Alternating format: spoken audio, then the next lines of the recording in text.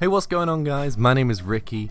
This video today has been brought to you mostly by the people over at the COD Zombies subreddit, so go and thank those people. It's really great that they've helped out on this one. I essentially wrote up a little post and said, what do you love and what do you hate about Shadows of Evil? They were much funnier than I could ever be, so the link's in the description if you want to go read the original post, but otherwise I've taken out my favourite ones and the ones that I most agree with, arranged them in no particular order for you, just for the enjoyment and celebration of one of my favourite zombies maps as a whole. I really enjoy Shadows of Evil thematically, the way that it feels, plays, lots of little parts about it, and I just wanted to celebrate some of those factors and then also take a little poke at some of the things that make me and many others just a little bit salty. So let's get into it. First thing to love about Shadows of Evil, easily the swords, isn't it? I mean, these things are bloody awesome. They will turn zombies and Margwa alike into absolute butter. My favourite part, it's got to be the little dude that follows you around and fucks up zombies without you asking, right? I mean, look at this. There's a bit here where I'm quite clearly stuck trying to get across somewhere, and it kills a good 5, 6, 7 of them for me. Could quite easily shot the Apothecary Servant, but I didn't need to. This guy's awesome. Thank you, swords. The second thing on the list, the Apothecary Servant. I mean, this was obvious, wasn't it, really? It's just destruction incarnate, really. I mean, you just fist a testicle monster. You just fist a tentacle monster, and you've got yourself a portable black hole gun thing. But it's awesome. Want to hit the box? Pff, that's fine, mate. Stuck in a corner? No worries. Just got revived in the middle of a swarm. It's got your back, mate. All you gotta do is shoot the motherfucker, stand where it is for a moment, get your bearings, and then you can move on. Also, doing this with it. Third is easily the map size. Generally, it offers multiple training spots. Personally, I'm partial to this place outside the Ruby Rabbit. Don't ask me why. I know that the subway station under the map offers more space and a little bit more maneuverability, but I like it up here. I just tend to gravitate towards it in the higher rounds. I don't know why, but it's just me. And that's the fun part about this map. You can go ahead and do that anywhere. Outside the junction, you can do it in the waterfront. There are so many spaces where you can do this, and with the past couple of maps at least, I've felt it's been a little uncomfortable trying to find the right place to train. People have found their comfortable spots now, of course, as you'd expect, but Shadows was so different. Straight away it was obvious that, you know, this spot's where I'm going to go for now. I'm going to keep running around this area, and if you wanted to, you can take the motherfuckers around the whole map. I mean, the portal system, that's awesome, and then, you know, that coupled with the audio track, the way things look, the general atmosphere of the map, and I just think it leads to a beautiful recipe. I love Shadows of Evil. Number 4! Oh shit, I said I wasn't ranking them. Oh fuck it. Oh well, it's too late now. Number 4, Widow's Wine. It's essentially a get out of jail free card, really. It sets you up with 4 Semtex instead of grenades that have a web explosion that also go off when you take a hit from a zombie. It really does save your life in many situations where you'd usually be fucked. I really love this perk, and you can't forget the fact that it originated in Shadows of Evil, and that perk machine is rather sexy, isn't it? Last one before we take a downward spiral into pure salt. Number 5, the Civil Protector.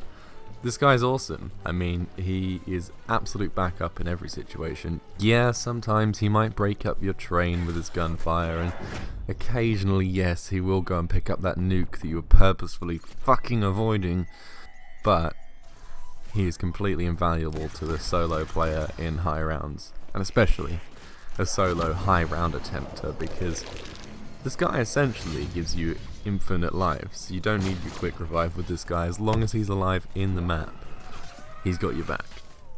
And I think that's awesome. And that's why I think the Civil Protector deserves a spot on one of the things to love about Shadows of Evil. So we covered 5 awesome things. Now it's time to go on to 5 not so awesome things. Number 1 on the list of things that trigger the shit out of zombies players on Shadows of Evil. Meatballs. They're not particularly difficult to deal with, or kill, or anything. Really, they're just really annoying. They fuck with your vision, they make that horrible, weird, I don't even want to know what noise that is. And essentially, I don't know, I just fucking hate them. When I hear one land, I fucking hate it. When I see one hit me in the face, you know when you turn around and you get that split second where there's just a meatball in your face, like right up in your grill, and then poof, can't see shit, Margot slaps you down, that's it, fucked, you're ruined. All because that stupid little meatball. Fuck those guys. Second blood boiler on the list is that the Easter egg is 4-player only. I know this is featured in maps previously before, namely things like Moon and others that I can't bother to rattle off right now. But why the hell, man? This really sucks on a personal level to someone like me, because I have absolutely no friends. Well, if you're in my position and your player board looks like this when you select a map,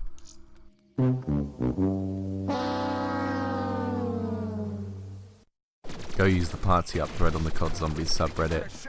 You will find people that will be able to help you and will be happy to play with you. And you can narrow it down to people in your location that are using a mic, that are understanding of the game and just want to get the Easter egg done per se, or just want to help out people that have not done it before. So definitely do that, and don't you dare suggest that I try and do the Easter egg in a public match. Just... This one is just plain dumb, really. Third salt shaker is the wall running spots in the Pack-a-Punch room. Why the fuck are they there? What the fuck are they doing there? Why the hell isn't it just floor? Why can't I just run across that gap? I don't understand. The zombies can jump across.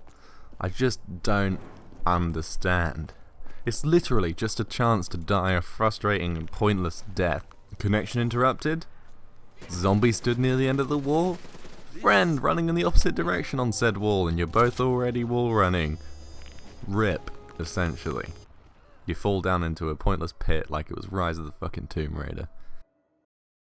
Yeah, this is also a little bit silly, but it happens to me way too much for me to ignore it. I mean, I saw this comment pop up, and so many people were agreeing with it, and it happens to me so fucking much.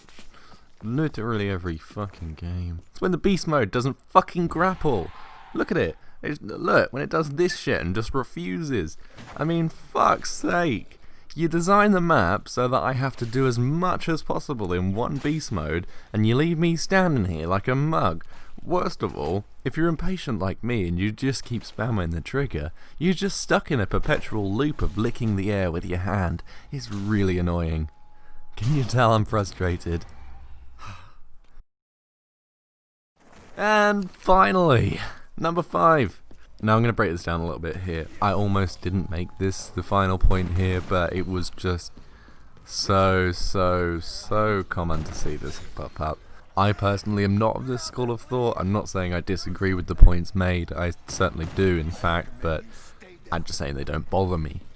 But it is just probably the most common complaint you'll hear about Shadows of Evil, or read, or see, or whatever. Tediousness. And I especially hate the phrase that's been coined around it, but we'll skip over that part. I get it. Personally, this really doesn't bother me. On average, to open up PAP and generally just get yourself set up, it takes me about 20 minutes. I can, if I point hawk the shit out of it, get it done inside the first 3 rounds. It'll take an average 2 to 6 rounds for me to get the rituals done and stuff like that and get the Pack-a-Punch open. But I totally see the point they have. You see 4 rituals in 4 locations in a large map just to upgrade your gun. That coupled with riding on the trains, looking for symbols for the swords, and opening purple pod after purple pod after purple pod after purple pod after purple. It can be long, and I get that, I do. Yes, there's an element of tediousness to this map, not on the level of Zetsubo no Shima, but there is a level of tediousness to this map.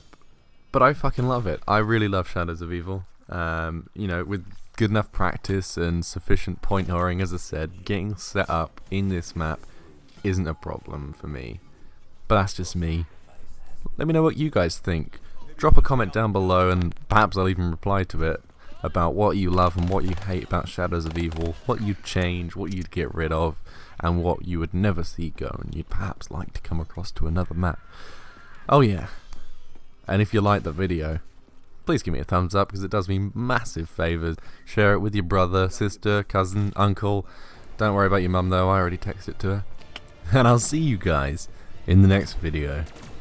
The last thing I wanted to say is just a massive thank you once again to the guys over at Arcod Zombies. I wouldn't have been able to do this without you, so seriously, thank you. Peace out, guys.